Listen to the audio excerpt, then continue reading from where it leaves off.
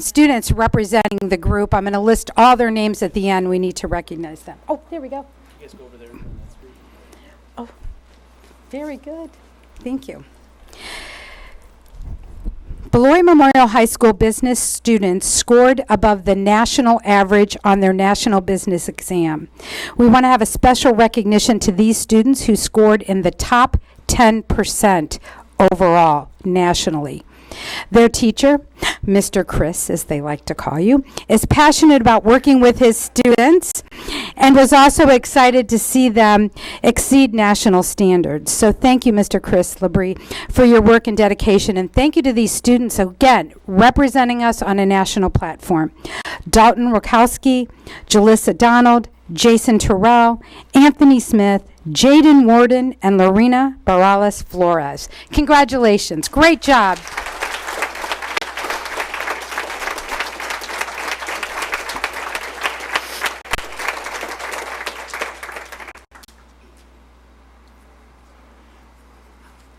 This is the last group. Congratulations are in order to the inaugural members of the Superintendent's Student Advisory Council. These 16 students were nominated and selected by their faculty and staff at Beloit Memorial High School and have an exciting task before them. Superintendent Dr. Stanley Monroe looks forward to their insight and opinions on a variety of topics. After their first meeting last week, these future leaders discussed curriculum, academics, and school culture. And as school board members, you're going to appreciate this. Their first task, they were assigned to read Robert's Rule of Order. They each received a book. But Dr. Monroe was looking for them to build collaboration and communication between the superintendent's office and Beloit Memorial High School. I'd like all of the members to please come up. We want to congratulate you on being selected as leaders and mentors.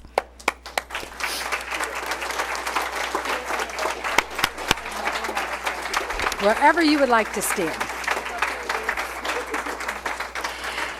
It should be noted that there are 4 representatives from each class, freshmen, sophomore, juniors, and seniors. They'll serve a 2-year term should they like and want to continue in that capacity. So, Deshaun Isabel, Dia Patel, Isabella Moore, who is the president for this year, Ivan Perez Castro, Jada McKinley, Corian Johnson, Reed Stottleman, Daniela Ramirez, Paris Bird, Pereza Jackson, who is vice president for this year, Carolyn Guevara, secretary, Jack Johnson, treasurer, Anna Solis, Brooklyn Westbury, Siloam Southall, and Kai Wong. They really have stepped up, and I think all of you should give them another round of applause. They have a great job ahead of them.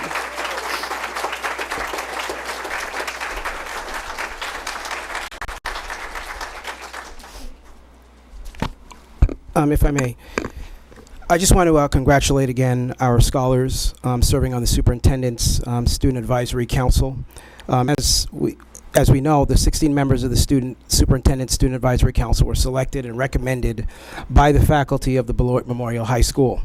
As we mentioned, they're chosen because of their demonstrated leadership skills. I also want to, though, acknowledge our staff and parents as well. Thank you. Thank you for your support. And all of the recognitions tonight, I just want to say it speaks to the greatness that lies within our school district. And never forget that. Let's celebrate this and continue to honor and accentuate the positive that lies within our school district. So thank you all.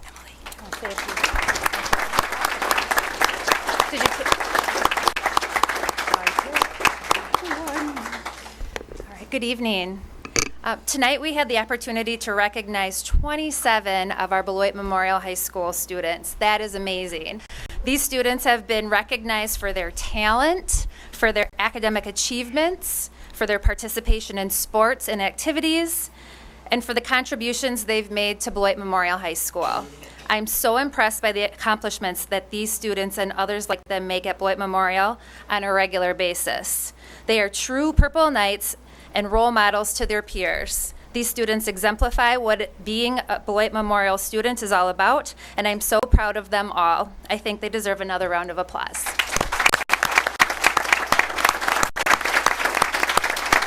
Thank you.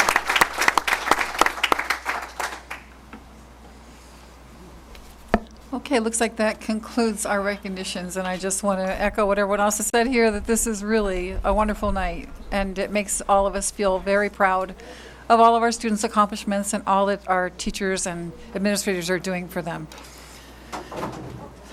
Okay, we are now at the point in our meeting where we can hear public comment. Is there anyone here tonight, Michelle, that is wishing to speak?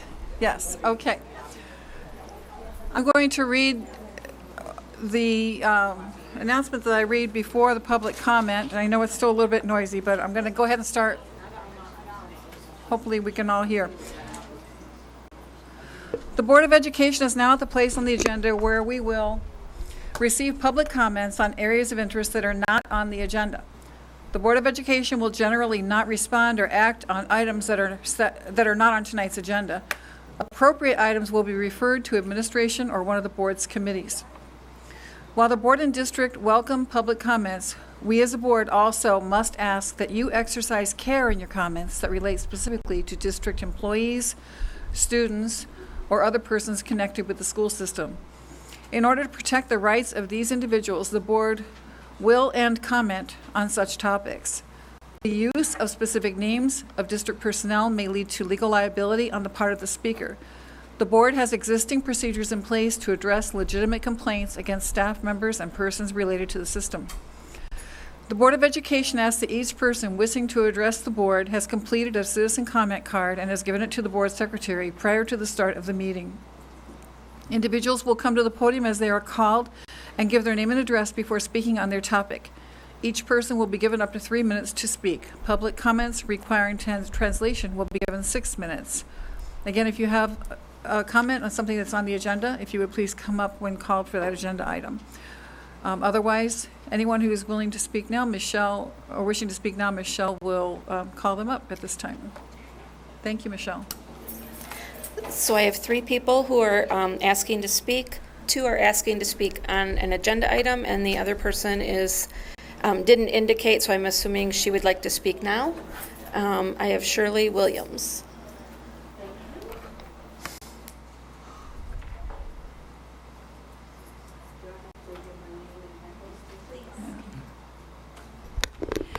I just asked her if I had to give my name and address here, taking up my minutes maybe, but she didn't start it because I filled out a form that included that information as well. My name is Shirley Williams. My address is 2170 Hayfield Lane. I reside in Beloit, Wisconsin, 53511. I had 2 children who actually graduated from the Beloit School District. They attended all of their years that they resided in Beloit, in the Beloit School District.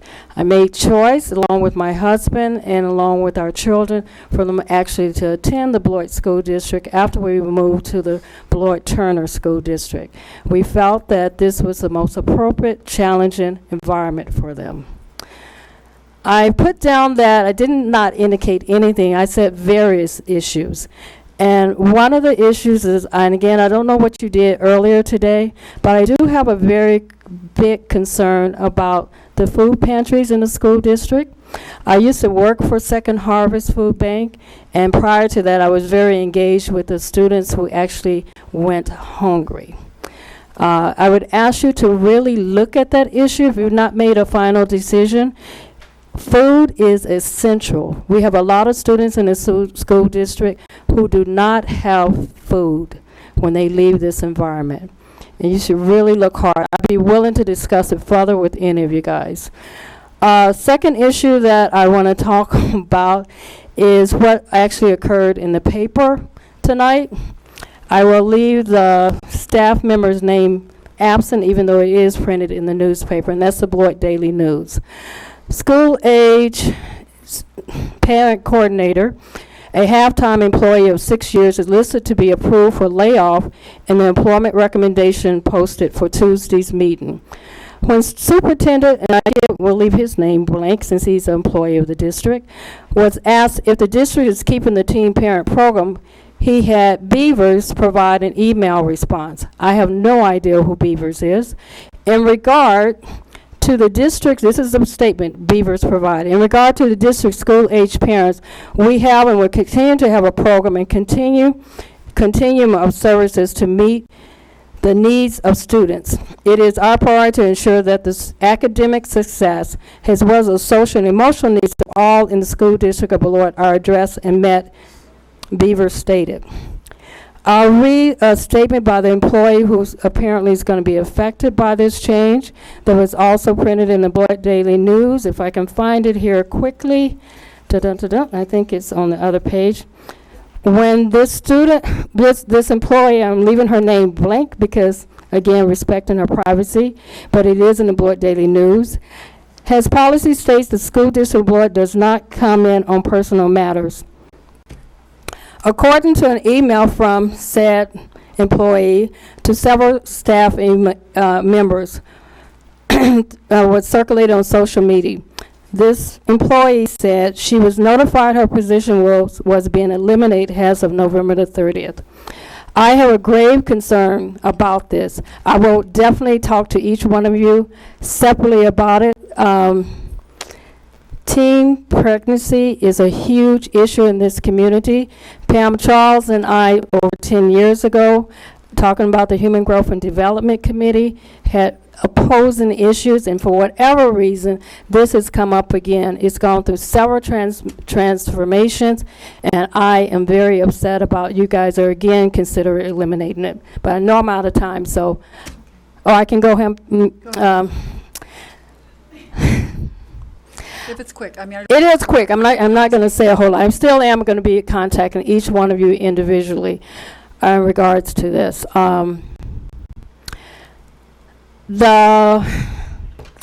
Sorry, I'll pick that up. I was involved in a needs assessment for community-based doula services here in the community of Beloit. And through that, I became aware of the teenage program. And I got very concerned about the changes that occurred at that time. They eliminated staff, a full-time employee, and had reduced it to one staff member who actually was here a little bit earlier, being recognized with one of her students. Through that encounter, I learned that young people need support. They don't need people to turn them around. And just because they happen to become pregnant, they still need education. They still need connection to their children and to their families. And even though there were changes that was made in the school district, I could compromise myself for those changes because there was some essence of support at school for those students. Now it seems that we are totally trying to give some other impression. There is teen pregnancy that occurs all throughout the country. And the fact that you at least recognized that they needed support was an A+. Just the recognition. And now you're moving away. You want to turn a blind eye, apparently, and do something different. I am extremely upset, and there will be others, too, who have grave concern. So thank you again for the extra time. Thank you. Appreciate your comments. You're welcome. Forgot to pick up the mic. You dropped the mic. Yes, I dropped the mic. I literally dropped the mic, but it won't be the last time. Well, somebody who knows how to make it stand needs to come up and help, please. Okay. Oh, I did it. And that leads into our next agenda item, which is presentation on the SAFER program. No, they were going to speak after, right? Speaking at the agenda item. Yeah, that's what I thought. Okay. Are there any more comments on non-agenda items?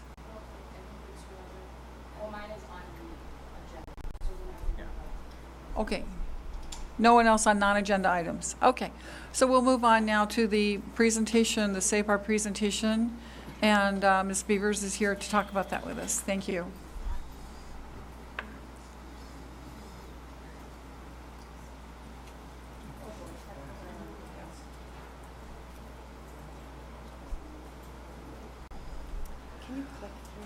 Yes.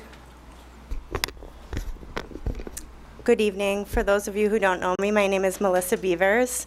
I'm the Interim Executive Director of Pupil Services, and I was asked tonight to provide some information on the School Age Parent Program. So for any students, male or female, in the school district of Beloit who are expecting or who are currently parenting, we do have a board policy that supports a school-age parenting program and or supports and services or program modifications to be put in place for those students. Prior to the Inspire grant, the school-age parent program was in a couple of different settings. At one point, it was at Beloit Memorial High School. There was actually a child care center in the high school. It was housed in the Family and Consumer Ed program and fell under the Career and Tech Education and was overseen by curriculum. It then moved over to what's now called the Operations Center, and there was a child care over there. And then in 2013, the School District of Beloit secured the Inspire grant to support school-age parents and programming. With the grant, we had that for 4 school years. $75,000 per year was awarded. There was a little overflow in 17-18, and those monies were used to fund the coordinator position, the SAPAR coordinator position, summer programming. There's family educational field trips that the coordinator takes the students on, personal care products, books, educational resources, and such. I guess I'm not following along. So included in the SAPAR program is what's called the Teen Parent Program. The Teen Parent Program is one component of the School Age Parenting Program, and the Teen Parent Program is our collaboration with the Head Start program. The Head Start program provides childcare on site and a classroom on site. So there's 8 students who are housed at Head Start, working through online programming to get their credits, and their children are in the classroom right next door. And so they provide us the space, we provide the supervision, they provide meals for the students and their children, and they also provide diapers, formula for those who need it. They provide ongoing education, parenting education, and they also provide an hour of respite care for those students for them to potentially go to job interviews or do some recreation. They play volleyball in the gym, those types of things. So that's one component of the school age parenting program. So the services that are provided through the SAPAR program, not just the Teen Parent Program, but for the SAPAR program are, we've got a continuum of services like I just talked about. We have kids who are teen parents that are at BLA, they are at Fresh Start, some of them are expelled, some of them are at the high school. We've had students at the intermediate levels. We have some at Challenge Academy. So we provide a continuum of services to these students, these school-age parents. We have attendance grade progress of school-age parents in the Teen Parent Program. That's monitored currently. We provide social and emotional learning support. There's community resources that are available to them. We try to connect them with family planning, mental health, child care, health care, housing, and nutrition. This year, a new partnership was set up with RSVP. They're providing transportation services for these parents to get to and from school. That was new this year, set up by the coordinator.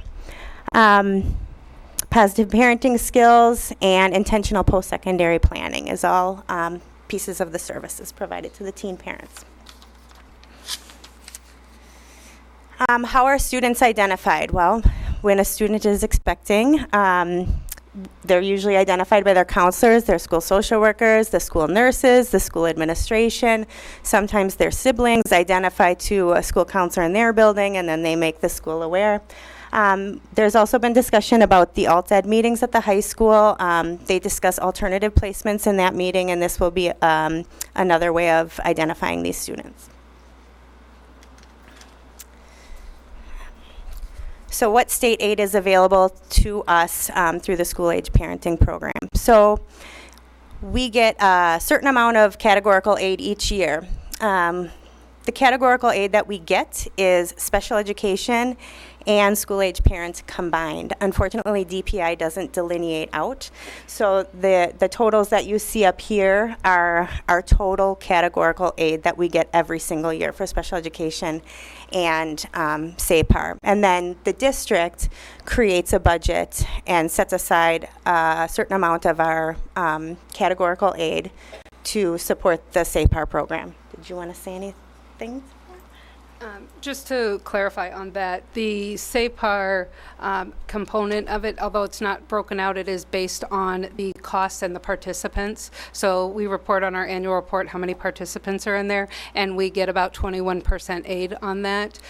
So those dollars would still be coming to the district with the SAPAR. So you're not losing any aid at this point for the SAPAR because we are still having that program. It is still being offered, and it is, as we said, district policy to have that program available to our students. Can I ask a quick question? 21% of what? What kinds of Of our expenses? costs, that what Ms. Beavers was speaking of the budgeted allocations for the SAPAR program, everything that we spend on those students for the education that we've identified, the students, we have to report each year how many students we had in the program, Yeah. and I have gotten those numbers from the coordinator in the past to do on our report. It's just pulling that data with how many participants, so they base it on that percentage So of costs such cost. as the coordinator. Okay. Thank you. This next slide is just going to show you a 5-year trend in the number of students that were identified as SAPAR students in the school district of Beloit from the top to the bottom. It starts at 2014 and ends with last school year. The good thing is we're seeing a reduction in teen parents. Here you'll see the graduation rates for the active senior students in the SAPAR program. And when I say active, inactive would mean a student has unenrolled for a reason. Perhaps they were non-attending, they dropped out, they moved out of state, they're no longer attending the school district of Beloit. So that would be inactive. So these graduation rates are specifically for our active seniors in the SAPAR program.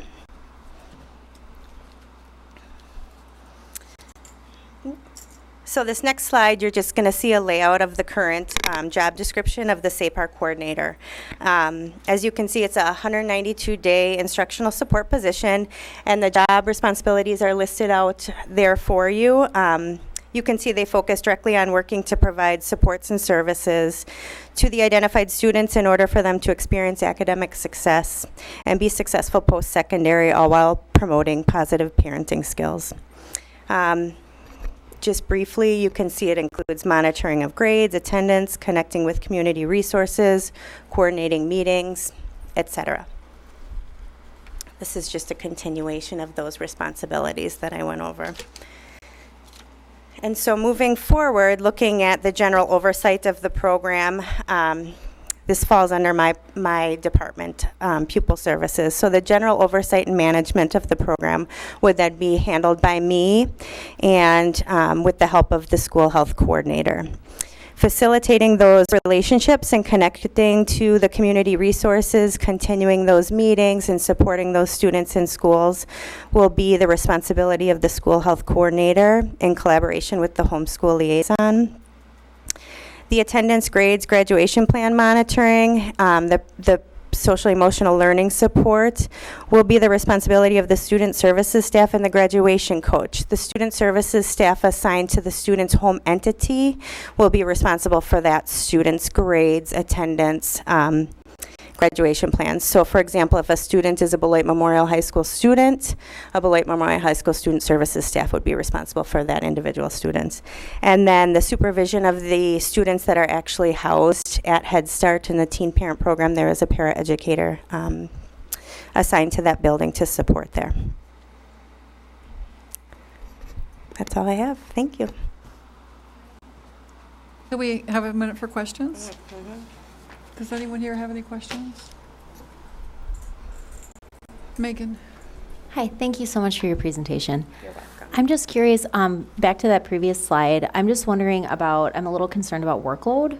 Is there any, can you help me understand, would you mind flipping back to the screen? I'm sorry to ask because I don't remember everybody. Okay, so there's 1, 2, 3, 4, 5, 6, 7 people on there. Is that right? You see 7 titles of job. Titles. Student services staff is going to include a wide variety of people, counselors, social workers, psychs. I guess my concern is like, so we're focusing on student achievement, and I'm just a little concerned about like, are we stretching our capacity? So like, what is the current workload right now for the folks under your office, would you say? I mean, this is oversight for the entire district? Like our homeless liaison, for example, that's K-12? This is specifically speaking to the school age parent program. Okay, but they already have like other job responsibilities, right? Correct. Are these all focused on like all of K-12, like the whole district student body, like the current position? I guess I'm confused as to what you're asking. I'm The sorry. student services staff, if it was a BLA student, it would Okay. be the BLA student services staff Okay. supporting the students that are assigned to that building. So these the 7 titles here are broken out by building? So I, obviously, Executive yeah. Director of Pupil Services You're over the obviously- district. School Health Coordinator is a district position. Okay. The School Health, just said that. Homeless Liaison, yes, is any student identified as homeless. Okay, 12. A lot of the kids in her program and the School Age Parents program overlap. Got it. Student services staff, so that would be building specific. So if you're looking at a high school student services staff. If you're looking at an intermediate student student services staff. So each intermediate school has 4. BLA has 2 currently. The high school has 8, I believe. I might have, yeah. And then graduation coach, yeah. All right, thanks. Yeah, so the job responsibilities that we saw earlier are going to then be distributed. The plan is, right, is to distribute them across those identified positions? That's the plan. Thank you for clarifying. I Yeah. really appreciate it. Any other questions anyone has? I have a couple. Why are we encouraging these kids to go to alternative placement? What are we encouraging? Why? Why are we encouraging these girls or boys to go to alternative? You said something about BLA if they're not, encouraging them to go to BLA if they're not already enrolled. No, Didn't you? I said if they're not currently enrolled at BLA and need the teen parenting program, the SAPAR program, they would go through the alt ed meeting to be identified for the school age parenting program. Oh, okay, so the program is throughout the district though? Correct. So you don't have to be in BLA or get to BLA? No, a lot of the placements that the kids wind up at fall under the BLA entity. Okay. But it's not a BLA placement. And then if we remove a coordinator, you listed all these people that could recognize a student as needing these services. How do we know, if I'm a counselor, how do I know that the school nurse has already recognized the student and given her name to whoever? I mean, without a coordinator, how do we know the students have been identified and that they're on the right path? Who's telling us that? Well, so the identification process in the alt ed meeting, they'd be discussing those students. They have similar processes, I believe, at BLA to discuss that as well. It's a small enough. But what if I'm a nurse at Aldridge and there's a pregnant 8th grader? What exactly do I do if there's no coordinator? Contact me, and then I will And then facilitate what the about if services. the teacher or the counselor then sees the same pregnant 8th grader and assumes that you've already been contacted by the nurse, but you haven't been? You see what I'm saying? People can fall through the cracks. And the reason I know this is because I went on a tour one time to McNeil, and there was a pregnant 8th grader. And when I stopped to talk with the school counselor, I asked what the process was for reporting such things, and she said, oh, well, I'm assuming the teacher did. We can't assume. Without a coordinator. You're right. Without Can't a coordinator, I think we're going to have these kids falling through the cracks that need our help. What is our overall graduation rate for high school students in general? So for the past 5 years, when I looked at the Not the SAPAR team parent, but overall, does someone when I have looked that? at the graduation rates for the past 5 years to compare them to those rates, they were between 91 and 93%. Okay, so we're doing pretty good at 86%. I wouldn't say it's bad. Yeah, with the current program, I mean, we're graduating most of the kids who are in the teen parent program, whether parenting fathers or The students that mothers. say active. The students that say active. Right, and yes. I understood that you didn't have the data for the ones that don't enter the program. I asked for that too, but was told that I didn't have that data to compare. That's what I wanted to compare it to was, We don't have data for inactive students. okay.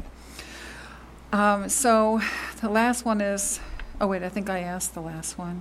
But, so a lot of this is going to be put on BLA staff, and they have lost a lot of staff lately, and they're having more students enter, so I see that as another problem. Okay, that's all I had. Thank you. Thank you. Michelle, is there anyone here to speak on this topic?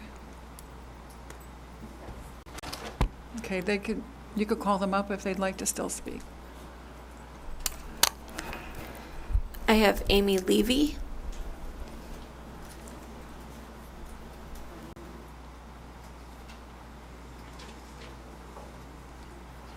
Amy Levy, 2074 Cobblestone Court here in Beloit. I started with the School District of Beloit as an Inspire Grant Coordinator during the 2014-2015 school year. When the grant ended, I was asked to stay on as the SAPAR, or School Age Parent Coordinator. Since the 2014-2015 school year, the SAPAR program has served 386 students and their families, and has produced 118 graduates. Our program focuses on attendance, academic improvement, making healthy choices and becoming a better parent by learning the importance of increased patience, having developmentally appropriate expectations for your children, and the benefit of being fully present. Anyone who tells you that the school age coordinator position being eliminated and the program will remain at best is being disingenuous. Plans are underway to distribute my job responsibilities among several colleagues who already have full-time positions and, like each of us, is very busy.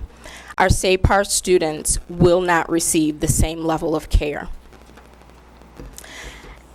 Unfortunately, after the way I have been treated in this process, it feels really good to tell you that I don't need this job. However, I really hope that the position is not eliminated because my work kids and their children and their families need this program. I also hope that you find some wildly talented person, someone who has a spirit like Sister Shirley Chisholm, who is unbought and unbossed, someone who has integrity, who will speak truth to power, and who will advocate for our SAPAR students and their children. Mark 25, 43 through 45. Jesus said, I was a stranger and you did not let me in. I needed clothes and you did not clothe me. I was sick and in prison and you did not look after me.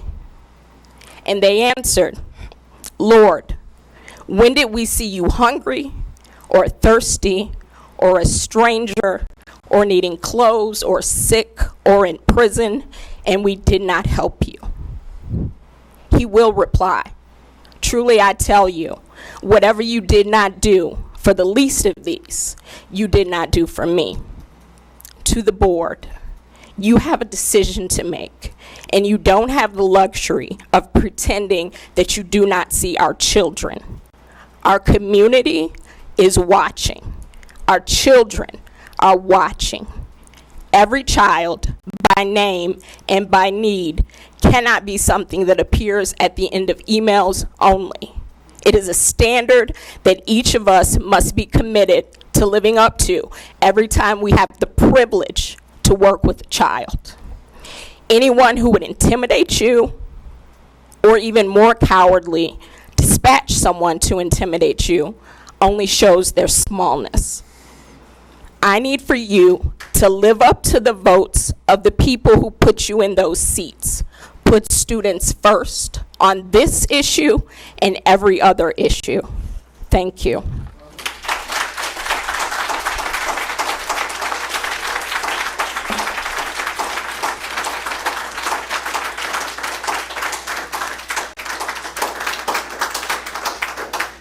Thank you, Ms. Levy. Is there anyone else? Yep, I also have Alyssa Rodriguez.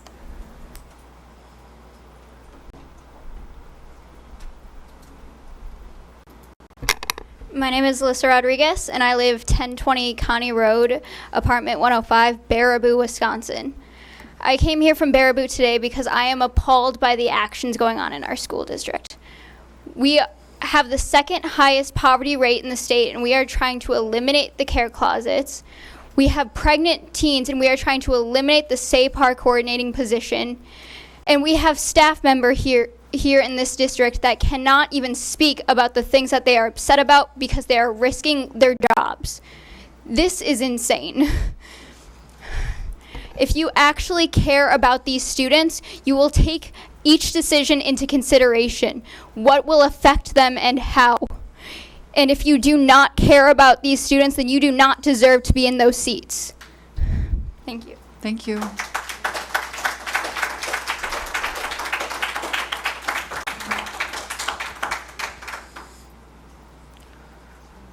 Okay, does anyone else have any questions or anything they'd like to say?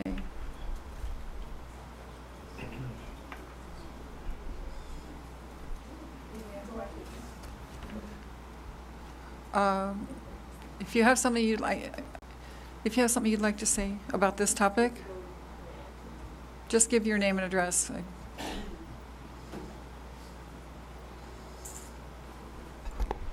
My name is Kathy Powell. I live at 1202 11th Street. I used to work for the school district. I was a school district nurse, and so I worked with the SAPAR program when it was very, very active. I worked with the SAPAR program when it wasn't very active, and I'm extremely upset that we may be going down that road again. I just had some questions. I don't know, Dr. Monroe, maybe you can answer these. Why are we deciding to do this now? Why in November are we looking at eliminating this position? Would you like to answer? I would answer, but I don't know the answer, so. Okay, my question, that's a big question. Why now? And the other, did I hear something ring? Oh, must be my hearing aid, sorry.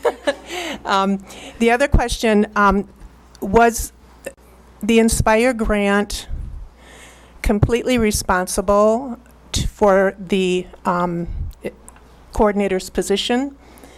So it paid your position? May I apologize.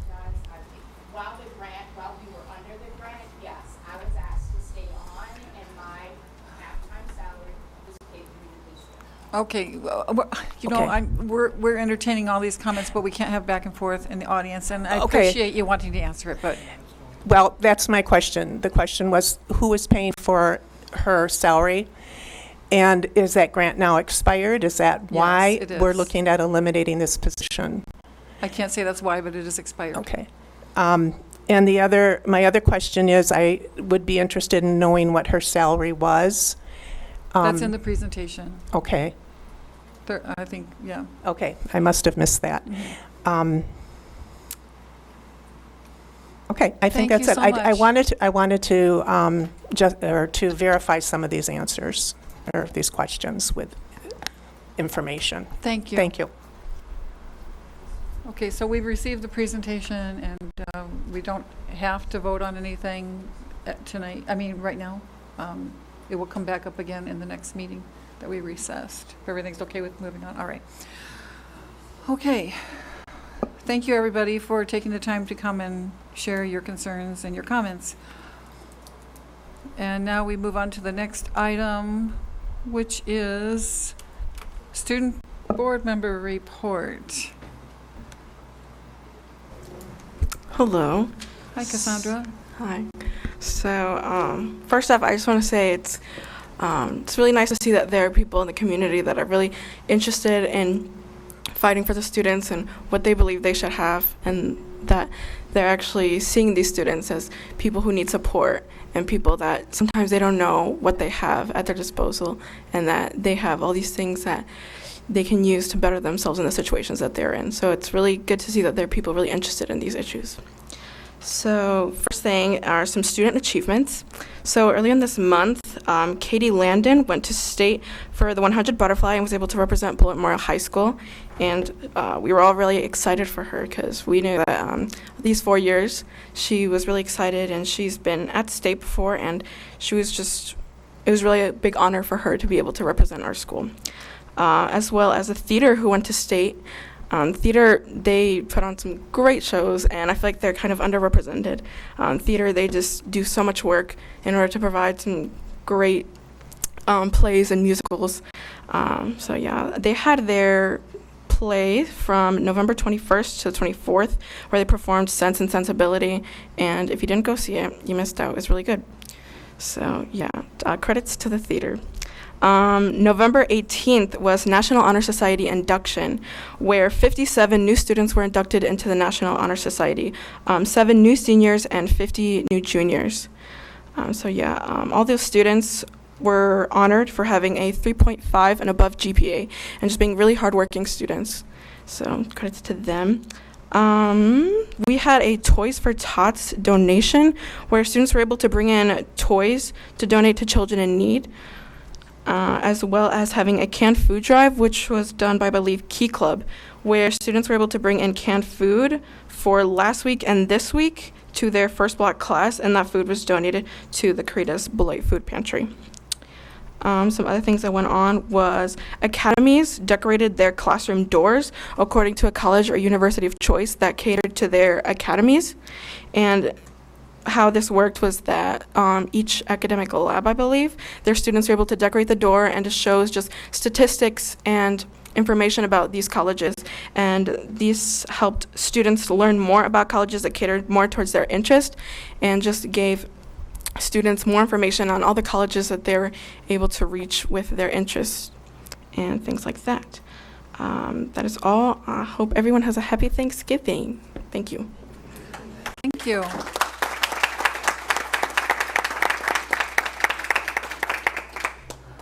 Okay, now we're at committee reports, and I'll lead off with our government's committee report. And what we've been asked by the board to review the purpose of every committee. So I'm going to go through our committee policy and tell you all what the governance committee is responsible for. The purpose is to build the governing capacity of the board and to grow board community relations. Determine the professional development needs of the board and provide support in those areas. Assess strengths and weaknesses of the board, and develop board member profile and circulate in the community to encourage people to run who have the qualities lacking by the board. Hold question and answer sessions as well as a workshop to help potential candidates fill out paperwork and ask and answer questions for potential candidates about roles and responsibilities of board members.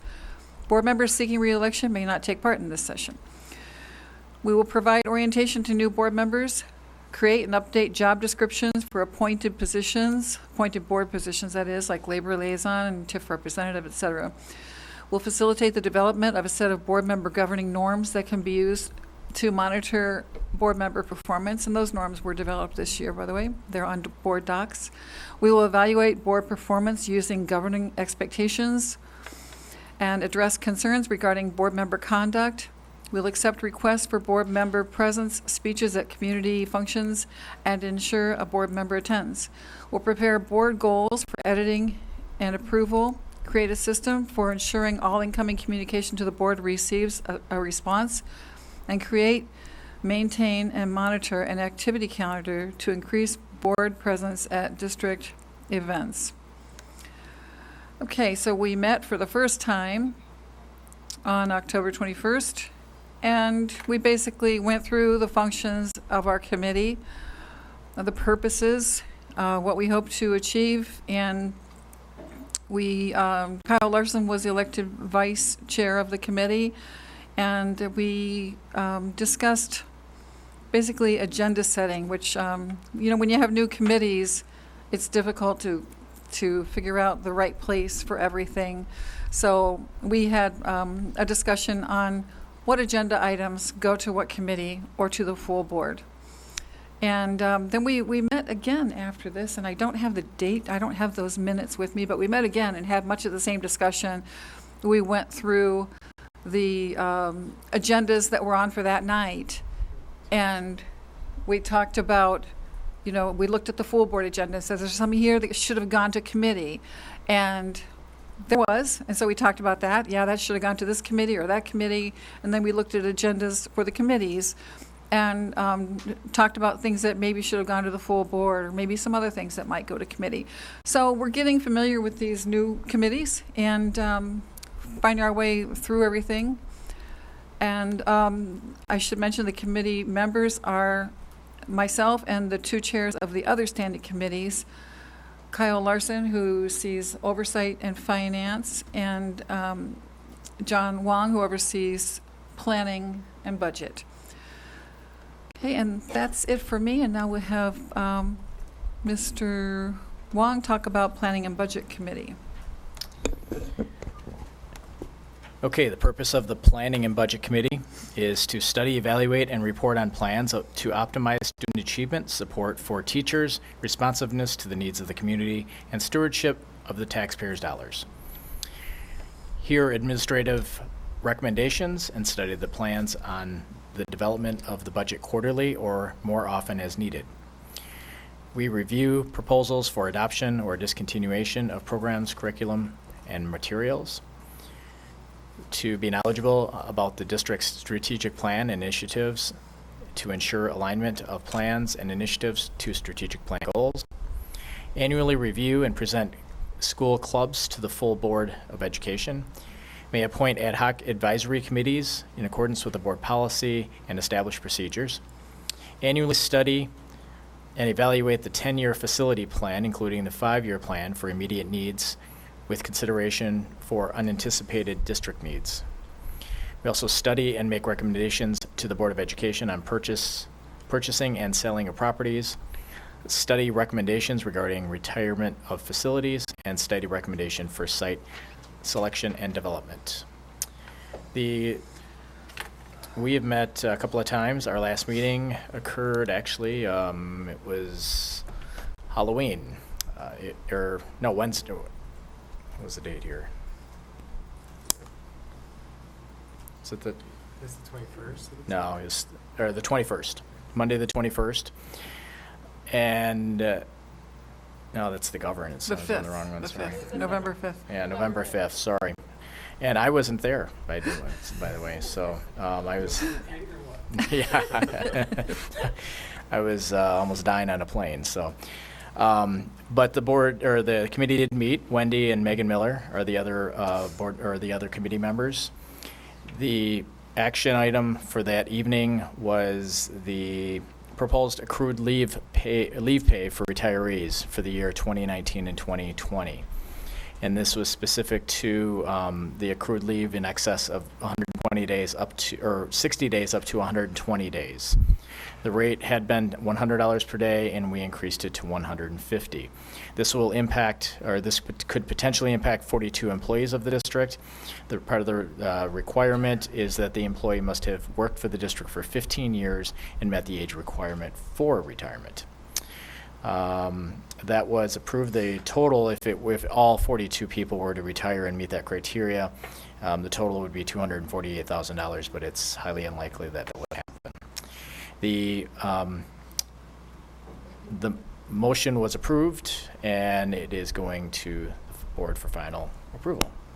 So that was the last meeting. The next meeting will occur on Tuesday, December 3rd. Okay, thank you. And now Mr. Larson for Oversight and Finance. Okay, so I'm the chair of the Oversight and Finance Committee. Our purpose is to monitor and evaluate student achievement, support for teachers, meeting the needs of the community, and the stewardship of taxpayer dollars. Our duties include monthly review of administration summary of bills, payroll, and cash position statement, periodically consider costs in terms of insurance policies and financial service contracts, for example, audit, banking, especially as financial climate changes, opportunities arise, or contracts expire, and hear reports from internal financial services specialists describing their functions and expertise, especially as these relate to matters of the board's special interests. Also, as needed, we consider the status of funds and properties available or soon to be available to the district. We receive updates on construction and maintenance projects. Another duty is to be knowledgeable about the various assessment tools and strategies that are used to demonstrate individual student learning and overall student progress. To study, review, and make recommendations to the board biannually, school years ending in an odd number, regarding the district code of conduct and athletic codes. We may appoint ad hoc committee members in accordance with board policy and established procedures, receive quarterly updates on strategic plan process, and review individual school progress and present to the board as necessary. We had our first meeting on November 5th. Jeff Klett, Stephanie Jacobs, and I were all present. We talked briefly about the scope and sequence of the committee. It was our first meeting, and we reviewed the financial reports for July and August of 2019. Then we had a really great presentation. The principals of Robinson, Converse, and Todd came to explain to us about the process that they went through with their teams in creating their site improvement plans this year. And they didn't go through the nitty-gritty of the plans themselves, but I do have to say we sat through that presentation as a full board last year, all 12 schools. And this year it was very refreshing. There was a sense of renewment and excitement surrounding the plans. It's become very obvious that this year they aren't a static document that you write at the beginning of the year and then they sit on the shelf or in some ways Google Drive until the end of the year when you evaluate yourselves on your progress. So this year they're very fluid. Principals had noted that the plans had already changed since they were first created in the end of July and August. As data comes out, they're updating the plans. Our next meeting is December 10th. I'm not sure of the time yet, but that will be posted with the agenda. Thank you, Mr. Larson. We're at the consent agenda now. Is there a motion to approve the financial reports, the Fund 60 additional student activity groups approval, and the business meeting minutes, please? So moved. Any discussion? Okay, all in favor of the consent agenda approval, please say aye. Aye. Any opposed? Motion passes. And now we have to vote if we would like to not be here on Christmas Eve. I bet you that's going to be an easy one. Is there a motion to move our meeting to the third Tuesday? I move to reschedule our regularly scheduled business meeting to the third Tuesday of December. I'm quickly looking what date that would be. That would be the 17th. Yeah, my math skills. Okay. Second. All right. All in favor of moving the business meeting to December 17th, please say aye. Aye. Any opposed? All right. Who was the second? Jeff. Thank you. Okay. And now we are at policy 443. Ms. Beavers, would you mind coming back up to the podium, just because when we get these policies for second reading, they're all cleaned up and we can't remember exactly on some of them what was changed. We might need to go. I just want to refresh everybody's mind that as we had talked about the process of first readings and second readings, that in the board report we expect kind of like a detail of the changes that are made, because for a second reading they come to us all cleaned up, and so we don't necessarily know. So going forward, I would like to see those notes in the policies so that the public knows. You know, we can barely navigate board docs at times, and so that the community is aware of the changes made, as well as making it easier for us to prepare for the meetings. Maybe even include in board docs the first reading, so it shows all the changes, and then the cleaned up one is nice too. Okay, so we're first looking at policy 443.3, the electronic delivery device, and this has to do with, it was formerly e-cigarettes. It was e-cigarettes, electronic, it was specifically nicotine e-cigarettes. So we updated the language to be more current. Electronic delivery devices is more current. Okay. Yeah. Is there a motion for this policy?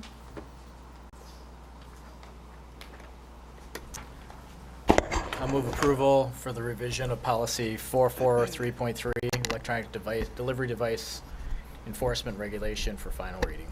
I'll second. Okay, any other discussion or questions? All in favor of passing policy 443.3 for final reading, please say aye. Aye. Any opposed, say nay. All right, motion passes, and now we're at policy 831.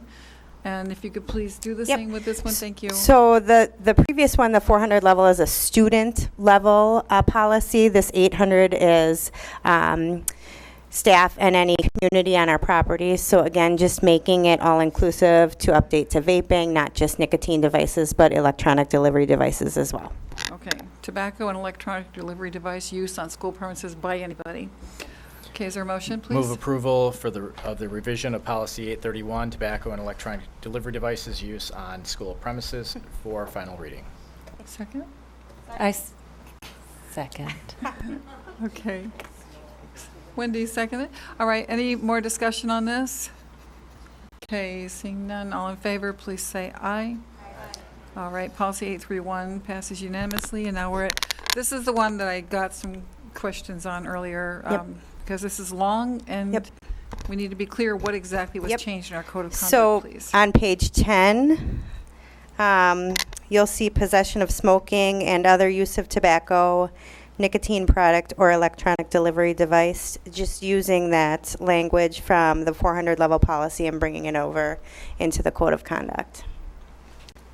And then the same was done with, let's see, the matrix in the back, the grid. I don't see it on page 10. I'm sorry, I see it now. And then what was the other one? What page? It's on page 17 on the matrix, possession of smoking and other use of tobacco, nicotine product, or electronic delivery device. That's a 212 code those violation. Those were the only two changes? Nope, there's one more on that next page. It's just the grid laid out a different way. If you look at the 212 code violation, it's that same language.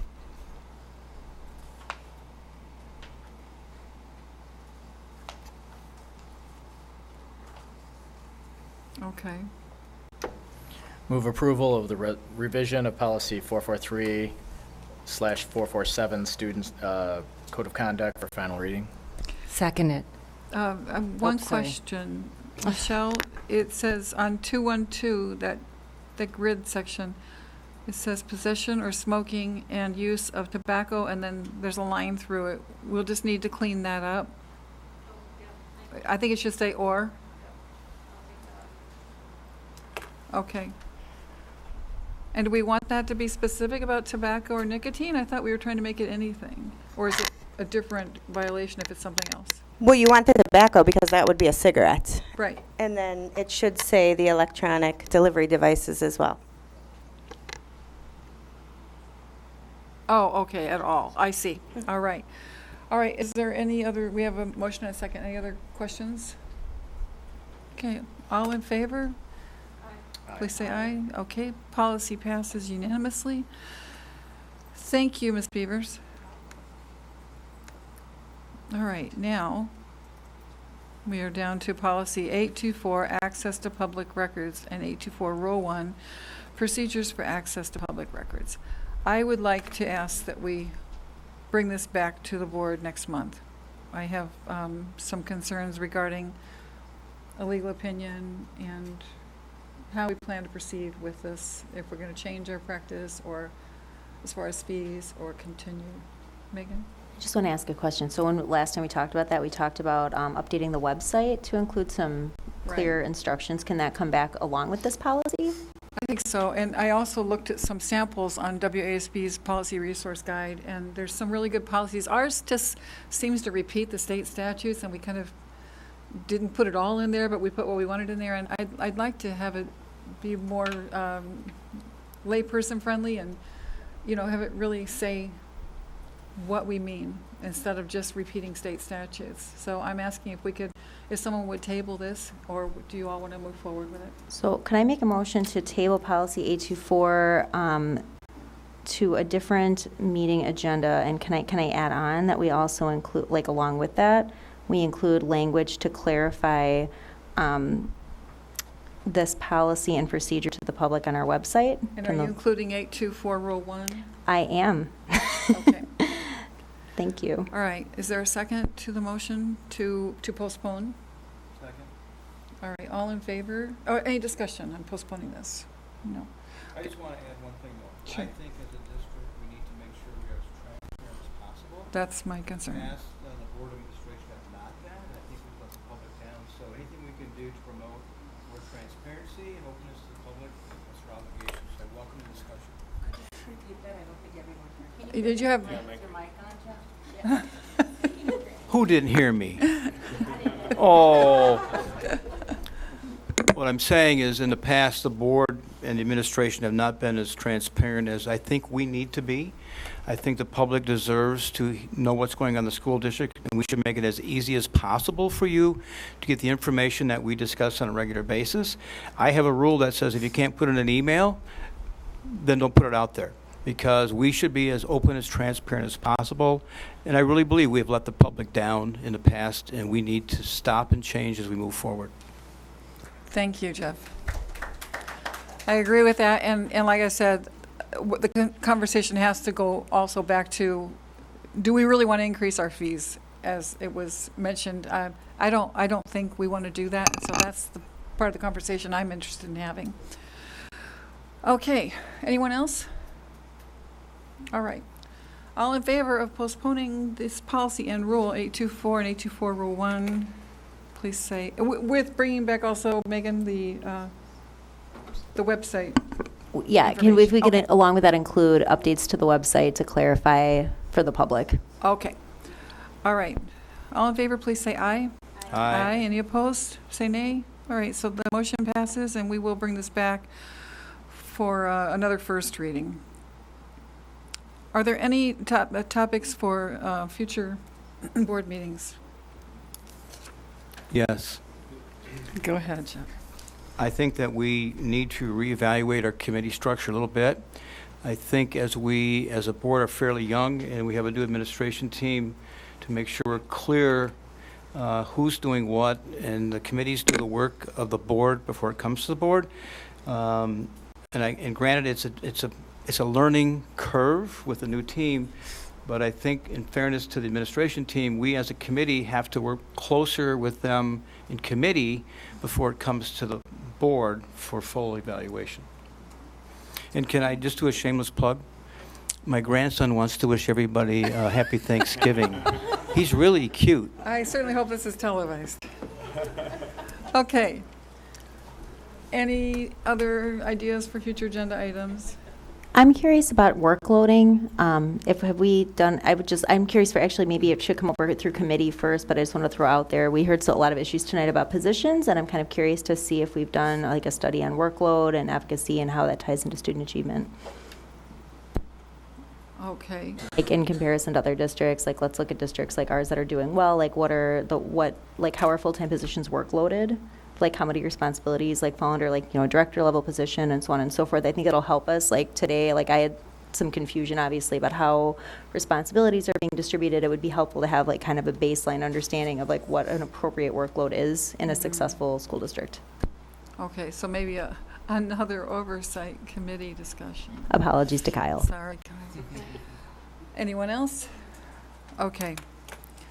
Future board meeting dates. The next board meeting we will have is December 17th, which will be the last meeting for, December December 10th. Yeah, what am I thinking?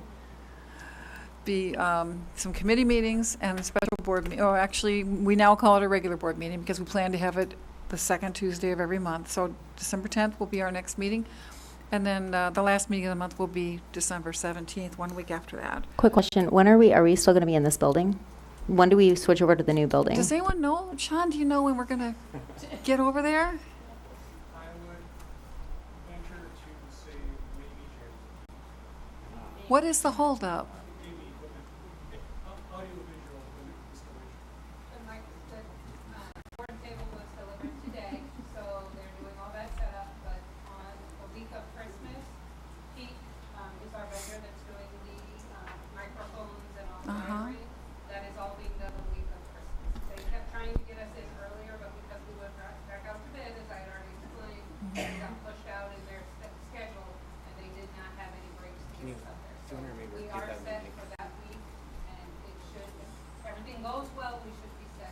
Okay, so you're saying because we had to go out for a second bid, everything was postponed, and the week of Christmas, they will be in there installing everything finally, and hopefully we will be in January.